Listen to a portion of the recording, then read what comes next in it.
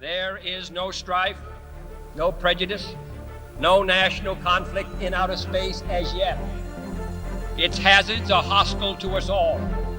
Its conquest deserves the best of all mankind, and its opportunity for peaceful cooperation may never come again. But why, some say, the moon? Why choose this as our goal? And they may well ask, why climb the highest mountain? Why, 35 years ago, fly the Atlantic? Why does Rice play Texas? We choose to go to the moon. We choose to go to the moon.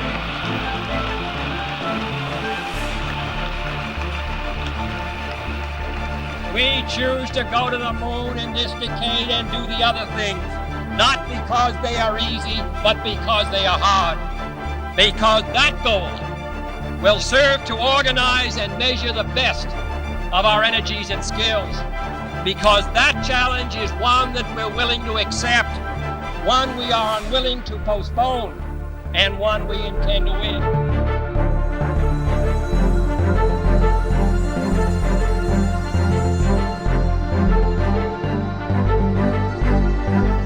Even though I realize that this is, in some measure, an act of faith and vision, for we do not now know what benefits await us.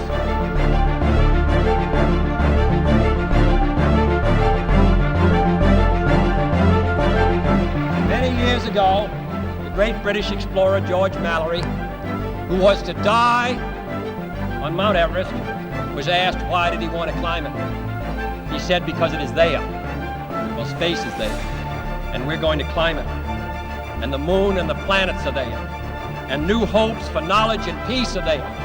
And therefore, as we set sail, we ask God's blessing on the most hazardous and dangerous and greatest adventure on which man has ever embarked. Thank you.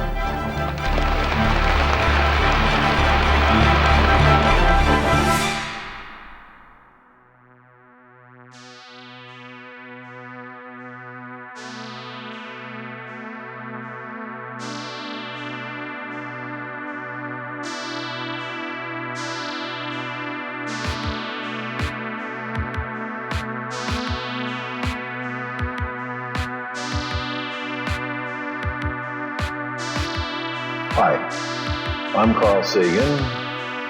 Science and science fiction have done a kind of dance over the last century, particularly with respect to Mars.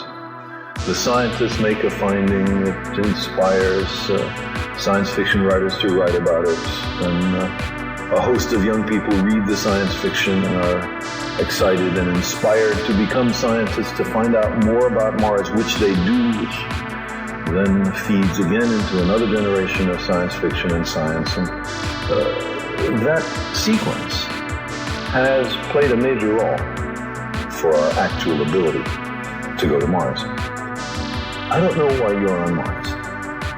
Maybe you're there because we recognize we have to carefully move small asteroids around to avert the possibility of one impacting the Earth. Maybe we're on Mars because we recognize that if there are human communities on many worlds, the chances of us being rendered extinct by some catastrophe on one world is much less. Maybe we're on Mars because of the magnificent science that can be done there, that the gates of the wonder world are opening in our time. Or maybe we're on Mars because we have to be, because there is a deep nomadic impulse built into us by the evolutionary process. We come, after all, from hunter-gatherers, and for 99.9% of our tenure on Earth, we've been wanderers, and the next place to wander to is Mars. But whatever the reason you're on Mars is, I'm glad you're there, and I wish I was with you.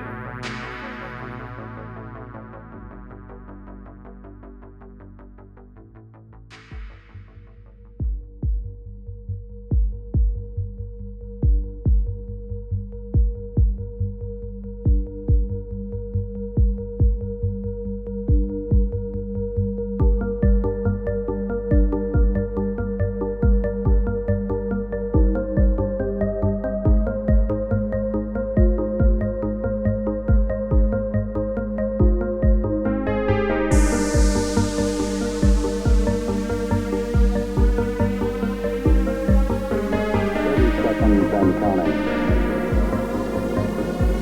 Astronauts report it feels good. T-minus 25 seconds. 20 seconds and counting. T-minus 15 seconds. Guidance is internal. 12, 11, 10, 9. Ignition sequence start. 6, 5, 4, 3, 2, 1, 0. All engine running. Liftoff. We have a liftoff. 32 minutes. Moral trip for man. One giant leap